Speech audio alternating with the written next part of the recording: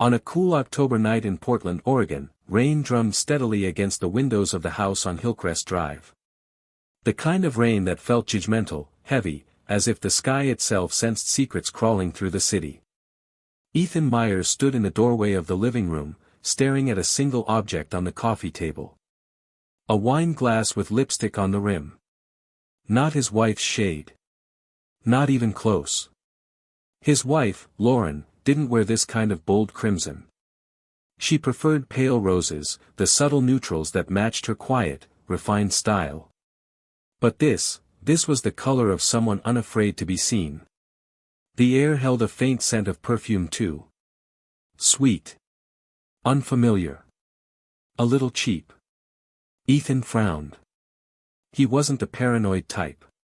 He was a software engineer who believed in numbers, patterns, and facts. And facts told him that something was wrong. Lauren appeared at the top of the stairs at that moment, hair slightly tousled, cheeks flushed. "Hey," she said. "You're home early." "Early?" It was almost 9 p.m. "I wrapped up the project ahead of schedule," Ethan replied, eyes never leaving her face. "Were you having someone over?" A small pause. Barely half a second. But he saw it. Her smile froze. "No. Of course not. Maybe I left that glass out from another day. You know how I am." But she wasn't like that. She was meticulous. Neurotically neat. And the perfume? No explanation. Ethan didn't push, not yet.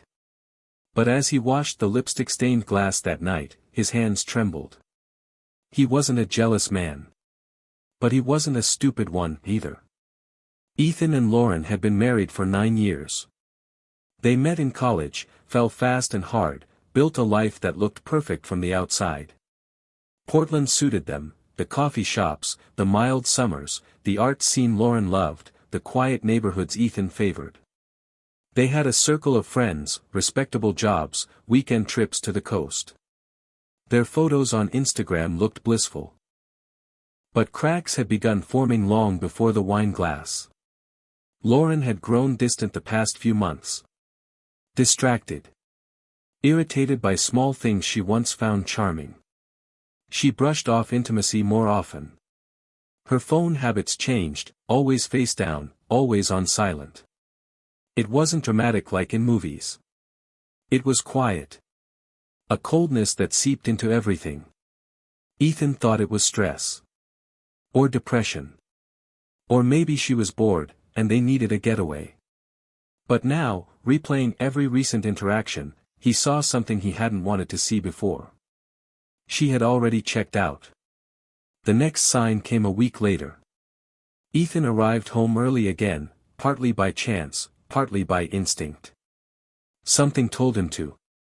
The rain had just started, and the neighborhood smelled like damp leaves and cedar. When he pushed open the front door, he heard it. Lauren's voice. Low. Soft. Not talking, laughing. He hadn't heard her laugh like that in months. He froze in the hallway. He wasn't sure if she was alone. But when he stepped into the kitchen, she was there with her phone pressed to her ear, leaning against the counter like a teenager. When she saw him, she startled. The laugh died instantly. "I'll call you back," she said quickly, then ended the call. "Ethan. Wow, you're early again." "Seems to be happening a lot," he said casually, though his pulse thundered. She gave him a strange look. "You're acting weird." "Am I?" Ethan replied. "Who were you talking to?" "No one important," she said too quickly, too defensive. "Just someone from yoga." Ethan nodded, but something inside him hardened. Just someone from yoga never made her eyes sparkle like that. Ethan didn't want to jump to conclusions. He wasn't the type.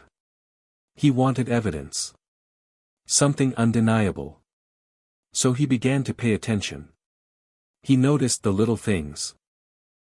She bought new lingerie. He never saw her wear it. She left earlier for her evening art classes. She returned home smelling faintly of cologne. She was suddenly protective of her phone like it was nuclear launch code. He tried to talk to her. Twice. Both times, she turned it around. "You're being paranoid. Why are you so insecure? This isn't like you." And it wasn't. He knew it wasn't. But the distance between them only grew. They slept facing opposite directions. Conversations felt scripted. The warmth that once filled their home had evaporated completely. Something was rotting beneath the surface of their marriage. The night everything began to unravel was a Tuesday. At 5:42 p.m., Ethan received a text. "Lauren, working late. Don't wait up for dinner, love." But at 6:03, as he was driving home through the Pearl District, he saw her. Lauren. Walking down the sidewalk. Dressed nicer than her work-day outfits. Hair curled. Perfume cloud visible even from his car. Checking her reflection in a shop window. She wasn't heading toward her office. She was heading toward a bar. A bar he'd never seen her go near. Ethan didn't confront her. He just watched as she stepped inside, took a seat, and a minute later, a man joined her. Tall. Dark hair. Leather jacket. Confident, with the easy swagger Ethan never had. Lauren smiled at the man the way she used to smile at Ethan. Something inside Ethan fractured. Not broke, fractured. Quietly. Cleanly. Coldly. He didn't storm inside. He didn't cry. He didn't call her. He drove home in silence and sat in the dark kitchen for hours. When Lauren finally returned, after 11 p.m., she smelled like whiskey and someone else's cologne. Ethan didn't ask where she had been. He didn't need to. The next day Ethan started gathering information. Slowly. Methodically. Carefully. Not out of obsession. Out of necessity. He was a programmer. Investigation came naturally. He checked phone records. Found new numbers. Repeated calls. He checked bank statements. Restaurant charges in parts of the city she never visited before. Ride-sharing trips at strange hours. A hotel charge she had claimed was a billing mistake. He checked her email while she showered. Nothing explicit, she wasn't stupid. But the patterns were obvious.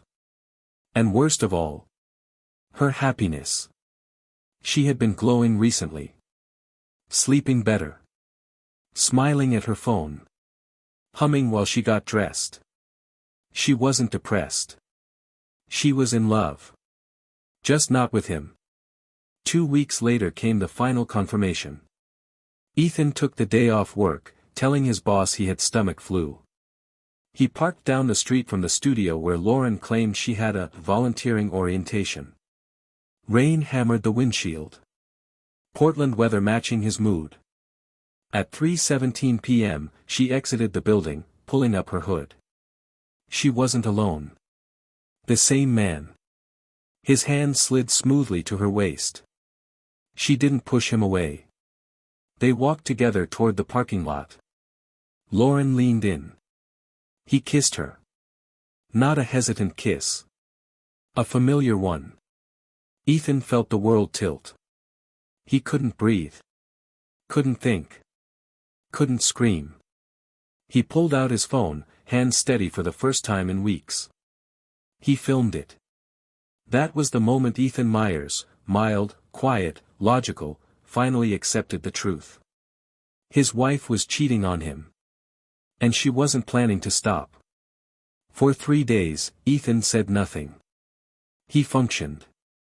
Worked. Cooked. Slept. He watched her lie to his face with a fluency that chilled him. Volunteering went great. I'm just tired. It's work stress. I love you. He wanted to laugh every time she said those words. But he didn't confront her. Not yet.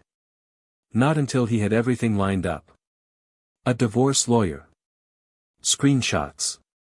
Location records. Video footage. Phone logs. Revenge wasn't in his nature. But justice? Justice he could understand. It happened on a Sunday afternoon. Sunlight filtered through the windows. The house smelled of coffee and pancakes. A peaceful domestic scene for a marriage already dead.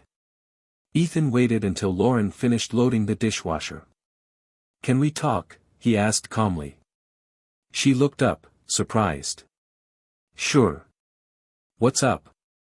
Ethan placed his phone on the table and pressed play. The video began. The kiss. Her hands on the man's jacket. The intimacy. The betrayal. Lauren's face drained of color. She opened her mouth, then closed it again.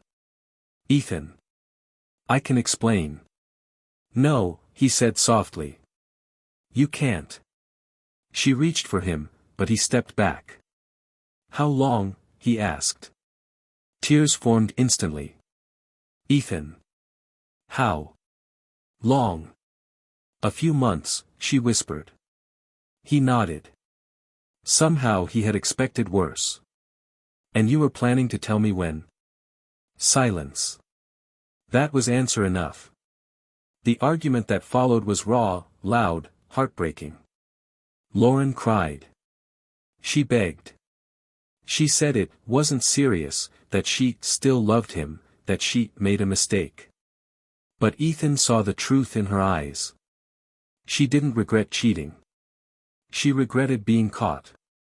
Every lie she had told, every late night, every fake excuse, every sudden laugh into her phone, crashed down like a wave. He packed a bag that night. Lauren sat on the bed, knees pulled to her chest, sobbing. "Please don't go, Ethan. We can fix this." But there was no fixing a heart once shattered. He walked to the door. Paused. "You ended this," he said quietly. "Not me." Then he left. Ethan moved into a small apartment near downtown Portland. Empty. Quiet. Lonely. But peaceful. He filed for divorce. Presented everything to his attorney. It was clean, factual, devastatingly clear. Oregon law wasn't dramatic, but infidelity still carried weight in court. Lauren tried contacting him. Texts. Calls. Emails. Long paragraphs about regret and therapy and second chances. He ignored all of them. The divorce finalized in 8 weeks. She kept the house. He didn't want it anymore. It held too many shadows.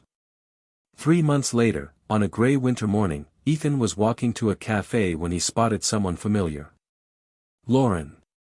But she wasn't alone. She was arguing with the man. He wasn't holding her the way he once did. He was pulling away. Their relationship had died just as quietly as Ethan's marriage had. Ethan watched them from a distance. Then Lauren turned and saw him. Their eyes met. Her face crumpled. She tried to smile. Tried to wave. He gave her only a small nod. A nod that said, "I survived. You didn't break me. And I'm finally free." He walked away, the cold morning air sharp against his skin. For the first time in a long time, he felt alive. Ethan rebuilt his life slowly. Mornings at the cafe. Long walks along the Willamette River. Volunteering at a local coding program for teens. Dinner with friends who had stuck by him.